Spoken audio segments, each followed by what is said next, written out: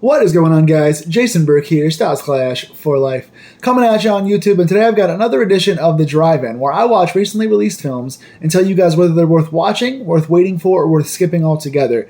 I know it is January and February, the early months in horror, can kind of known to be the deadlands. They just dump all the other stuff that doesn't qualify for a better time release into this time, but I came into this movie kind of excited. I mentioned it to my buddy, Michael Barnett. Shout out to Michael, who went with me.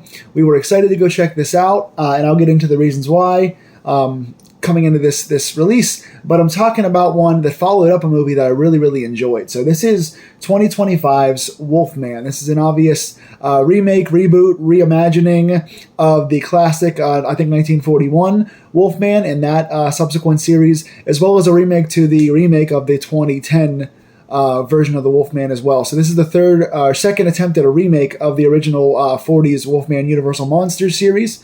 Blumhouse produced this one, and we'll talk about Blumhouse. And Leigh Whannell directed. And I came in super excited, mostly because he handled a previous Universal Monsters property, The Invisible Man, and he did so with such a tense vision and such a accurate reimagining and re-updating and taking the original story and adding extra character elements and extra connection and extra modern themes to it, and made it, I think, one of the best movies of its year when it came out. I think that was 2020, I believe.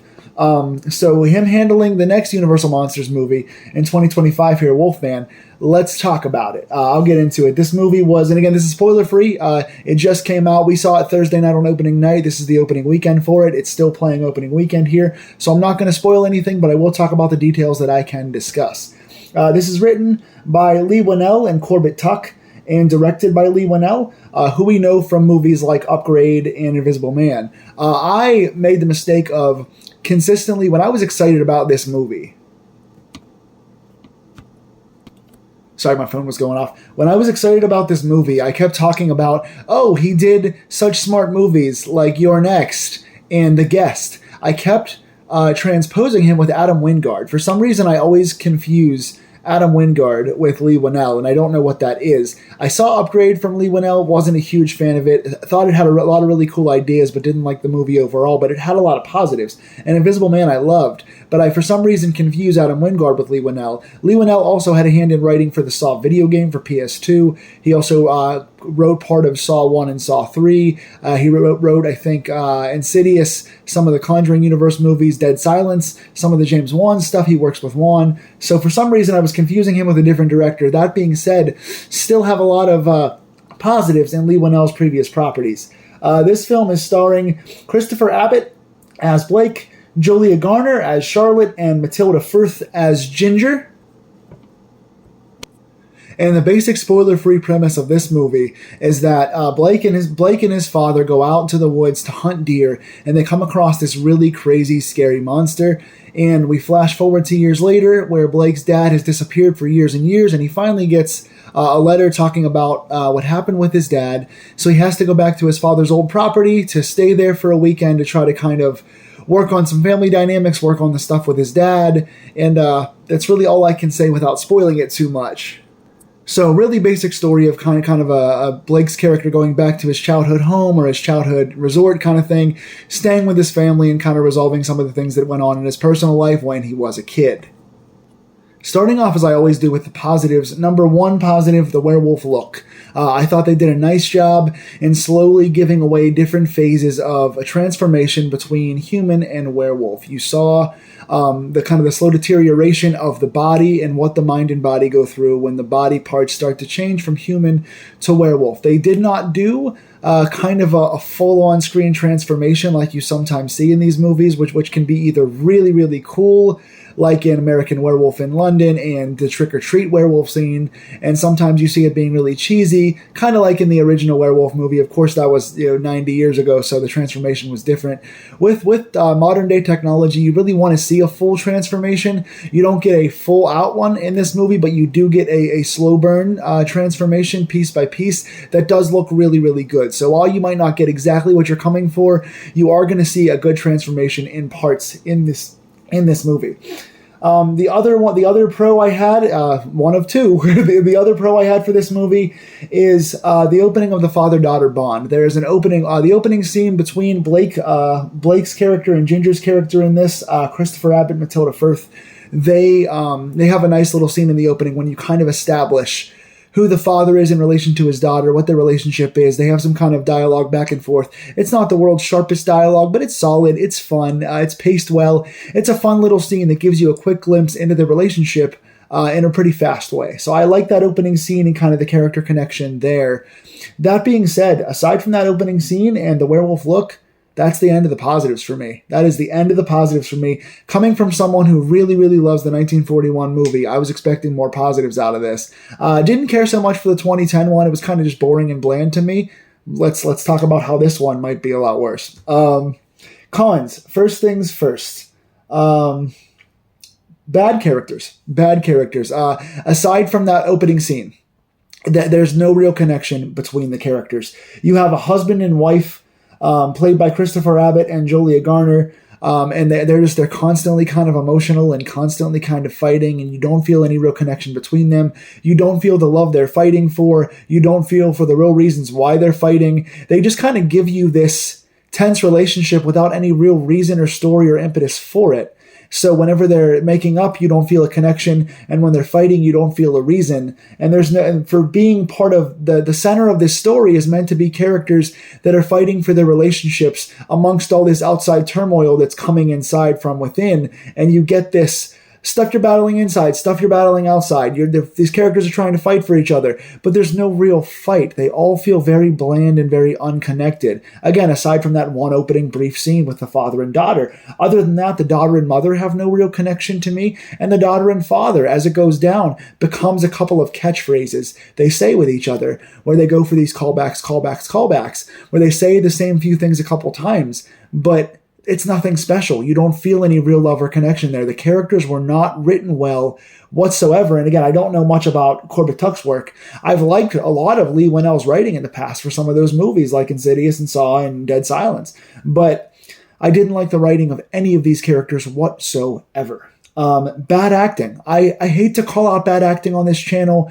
You guys have seen a few of my movies that are on YouTube that I'm an actor in. I don't think I'm a very good actor. I think I'm definitely far below average. I'm not the best guy to talk about acting, and I don't want this to come across like holier than thou, like, oh, you guys are so terrible. And I'm sure it's nothing against Christopher Abbott, Julia Garner, and Matilda Firth. I don't want to blame them because the material they were given wasn't much. It was a pretty quiet movie with pretty stilted dialogue in general, but I hated the acting. The acting felt bland and flat. Everyone felt monotone. The emotion didn't feel real. It felt like Julia Garner's character was forced to cry a lot and it felt fake. Matilda Firth didn't show a ton of emotion for me, and even Christopher Abbott, aside from a couple of those painful transformation points, didn't show any real emotion or any real levity or jovialness or passion. You didn't see any passion from any of these actors. So aside from the bland characters and the bad dialogue for the most part, the acting was also really, really bad. Lifeless color. This is one of the drabbest, most bland movies I've seen in a long, long time. And I get it's meant to kind of be drab because it's harkening back to the foggy werewolf days. I get that it's kind of paying homage to its foggy predecessor, but this movie looks so boring. It looks like nothing pops to you. There's just nothing happening. I always praise A24 for as much as I usually hate their work. I praise them for being the best color grading and best shot and best shot in color companies of anybody by far. A24 does that better than anybody. Blumhouse, who usually has a pretty decent color palette, it's not special, but it's nowhere near bad. This was bad. This felt so drab and made me sleepy and made me not want to look around at the world they're establishing, and everything felt dark and overly dark. And again, I get that was a tonal choice for the character's transformation and a harkening back to the 40s, but we're not in the 40s anymore. This is, we're in 2025 now. Coloring is a big part of your movie and wants to get your audience invested in the stuff you're trying to shoot, and I could not care less about it. So the whole interior felt way too dark, and the whole exterior felt drab and bland and rainy and cold, and I just didn't care. Speaking of coloring and choices in coloring here, creepy werewolf vision I put next. There are a couple shots in here where they're trying to help you help the audience realize, and they're showing you the transformation between man and werewolf. You get kind of a werewolf vision. You kind of see what the werewolves are seeing, and it's this really floaty, cheesy blue aqua vision. It's like you put on some like Nintendo glasses, but instead of being like red, they're blue. It's this floaty, like they're underwater, but it's this cheesy AI looking blue, and it's like the werewolf wouldn't be seeing that. They'd be seeing red, or they'd be seeing things in more vivid color. So they try to aid the process, which you can already tell the people that are werewolves or turning into werewolves. You can tell because the transformation they're doing on screen, or actually off screen, but then you're seeing stuff happen to their bodies. That part is done well, but they flash to this cheesy blue floaty werewolf thing that looks like crap. I mean, it makes you almost laugh at it. I wanted to stop and think it was a comedy. Like, at certain points in this viewing, I wish the werewolf came out of the screen in 3D and bit me, because I was going through more pain in this movie than the people that were turning into werewolves. I felt like I was turning into a werewolf because I wanted to jump out of my skin watching this horrible movie. Obvious twist and callbacks. There's a twist that happens here 3/4 into the movie. You're going to know what it is. Pretty much from the first 5 or 10 minutes. They set it up pretty obviously. It can only be one of two things, and the one thing is kind of obvious. Really not a very good twist. And the callbacks they use are so ham-fisted. I love a good callback. I love something that happens early in the movie, whether it's like moments or sayings or locations that they then put into the later parts of the movie. And that's what they were going for here. But it was just so telegraphed. It was so obvious. There's a couple location things, a couple of sayings they use that they just go back to, and it doesn't feel earned. It feels cheesy. Again, you want to laugh, and you're not supposed to laugh at this movie. It's supposed to be the big heart, the epicenter of, oh my God, these characters wound up in this situation. This is tugging at my heartstrings. But because the characters are written poorly, and there's no connection, and I don't like the acting, and I don't like the dialogue, and I don't like how ham-fisted it is, then none of the callbacks mattered to me at all. It was just more bland stuff for me. Slow and I can't read my own writing today. Today is not a good day for my phone recording. Slow and walking, I think I said. I don't know what this means. The characters are just, for most of the movie, they're just walking around hearing noises. You see these characters in this location, and you guys know I love a nice, tense one-location movie with good sound design. The sound design was fine, but it was just played for thumping jump scares. It feels like lazy writing to me, and it's very much that James Wan, and it makes sense because Lee Winnell writes for James Wan a lot. It feels like that James Wan, just put your characters in a small place and have stuff jump out and do cheap jump scares and have loud noises bang on the wall so the audience can jump and you think it's horror. That's not horror. Horror is characters telling stories, going through crazy things, and how are they going to survive this thing, and how are they going to come out of it. That's horror. Horror for jump scares has its audience. People are going to jump. I jumped. I'm going to jump a lot. I have a neurological condition. I jump all the time. But after you leave the theater, when you're thinking of the horror elements of this movie, all you're thinking about is a couple things banging off the walls real loud. It's not good horror. It's slow, and they're just ambling around. And for most of the movie, it's characters walking and running from one place to another with nothing really happening except noises. No heart. No heart's my final note for this.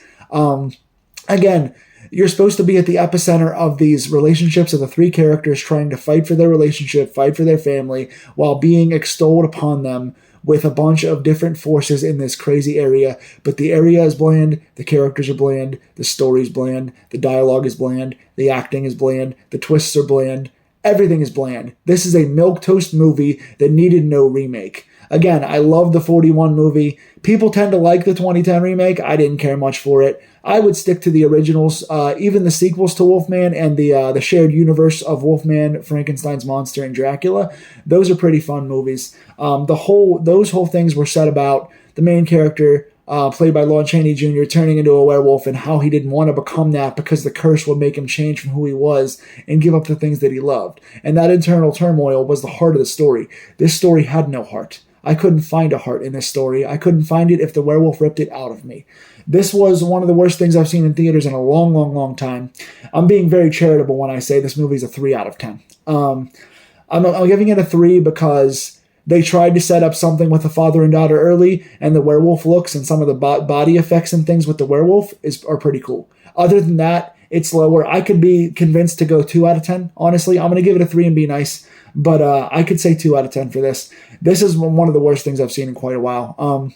And again, it's wild because the last couple of years, A24 has been winning me over with some more complex stories. When you look at Pearl, when you look at Talk to Me, and you look at The Whale, and, A24 has been delivering some pretty cool stuff, whereas Blumhouse has been churning out these really cookie-cutter, cheesy, point-to-point movies these last couple of years. So I've been a big Blumhouse defender in the past and a big A24 hater, and I'm starting to switch a little bit. Blumhouse is driving me into this. So don't see this movie. I would not recommend it unless you want to see it for the awfulness that it is. I think other people, if you just want to go see a werewolf movie with a couple jump scares, you're not going to be as critical because you don't love the Universal monsters as much as I do, or you don't really care to analyze it as much. You might have a good time. I didn't.